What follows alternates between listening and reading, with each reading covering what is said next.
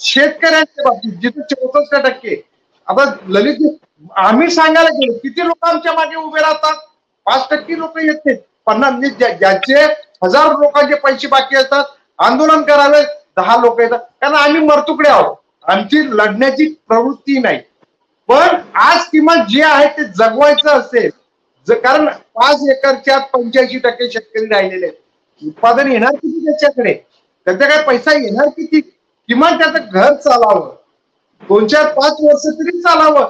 कारण आजच्या कंडिशनला दरवर्षी 2 आणि 4% भाव वाढ, मिनिमम सपोर्ट प्राइस वाढून तो दरवर्षी 15% लॉस आहे. हा क्युम्युलेटिव्ह लॉस, हा गेल्या 50 वर्षाचा क्युम्युलेटिव्ह लॉस जो आहे तो भरून काढणं म्हणजे त्याचं वाढत तर नाहीच आहे. मागचा लॉस भरून काढायचं, नुसता फक्त दिवस पास करणे. मुलांच्या शिक्षणाचं काय करायचं? लाईट बिल वाढवतो, कापू का? उद्या दुसरा काहीतरी येतो, करू का? जो सांगेल, आज ललितजींनी सांगितलं की टेक्नॉलॉजी मिळायला पाहिजे.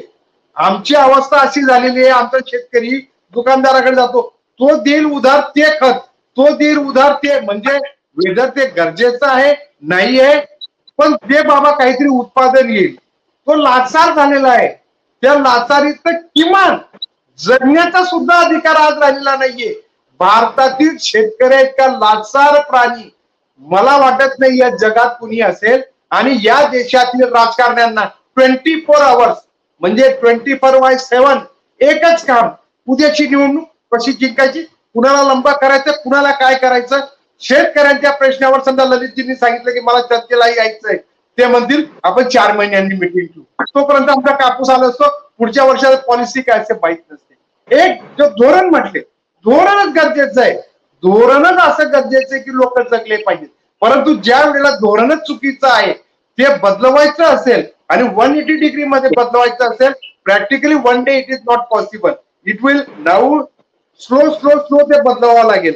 आणि कारण काय आहे, एकदमच जसं ललितजींनी सांगितलं 200% भाववाढ केली तर दुसरीकडे त्याचा इम्पॅक्ट वाईट होणार आहे. लगेच काही लोक समजा उद्या 400 रुपये किलो कांदा द्यायला लागला, लोक कांदा खाणं बंद करतील. म्हणजे आपल्याला तेही साध्य करायचं आहे. आपण तेलबियांच्या बाबतीत प्रश्न उपस्थित केला, ललितजींनी जे सांगितलं डिमांड अँड सप्लाय, भारतामध्ये 40% सुद्धा तेलबिया उपलब्ध नाही, म्हणजे 60% आपण आयात करतो. इनडायरेक्टली डिमांड अँड सप्लायच्या याच्यामध्ये डिमांड जास्त, सप्लाय कमी. मिळतोय का भाव? कारण गव्हर्नमेंट त्या भावाने घेऊ देत नाही. गेल्या 2 वर्षापूर्वीच आपण कांद्याचं बघितलं, कांद्याचे भाव वाढायला लागले, लगेच ईडी टाकून दिली व्यापाऱ्यांवर. तू कसं काय घेतो? Demand supply. कुठेही इसेन्शियल कमोडिटी ऍक्टचा विषय नव्हता. सरकारची नियतच खराब असल्यामुळे ते कुठले, आणि दिल्लीतील ब्युरोक्रॅट जे इंग्रजांच्या काळापासून त्यांना एक माहिती आहे, हे एक होऊ शकत नाही, ते त्या पद्धतीने आम्हाला लुटण्याचं काम करतात. म्हणून आमची किमान याच्यामध्ये ऍटलिस्ट स्वामीनाथनचं तेवढं तर आहे का, बाकीचं सोडून द्या, तेवढं तर आहे का, मग तिथून आम्ही सुरुवात करूया. आम्ही MSP is not the final solution. Lalitji म्हटलं नाहीच, एमएसपी हे फायनल सोल्युशन असू शकत नाही जर का मार्केटमध्ये आम्हाला उभं राहायचं असेल, स्वतःच काहीतरी आयडेंटिटी निर्माण करायचं. पण आज आम्हाला ज्याचं आहे, पण त्याच्यात काय दाखवलं जातं, सर्व मीडिया दाखवतो. का चर्चा ललितजी?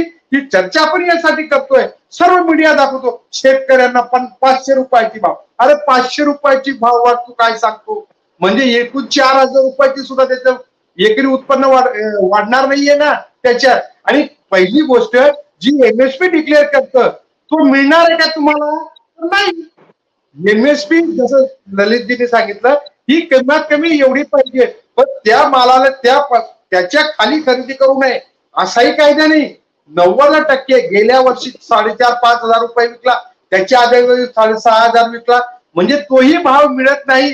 एमएसपी आहे तेही मिळतं असं नाही, परंतु मीडिया आणि बाहेर असं वातावरण तयार केलं जातं की शेतकऱ्यांना खूप काही मिळतंय आणि त्यांना आम्हाला लुटलं जातंय.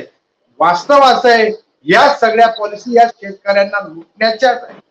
मी शरद जोशी साहेबांचा किंवा त्याचा अतिशय आदर करतो सगळ्यांचा, पण आजच्या कंडिशनला आम्हाला टेम्पररी जगण्यासाठी ऑक्सिजन हवा आहे, त्याच्यासाठी तरी सरकारने किमान या गोष्टी कराव्यात अशी आमची अपेक्षा या ठिकाणी असते.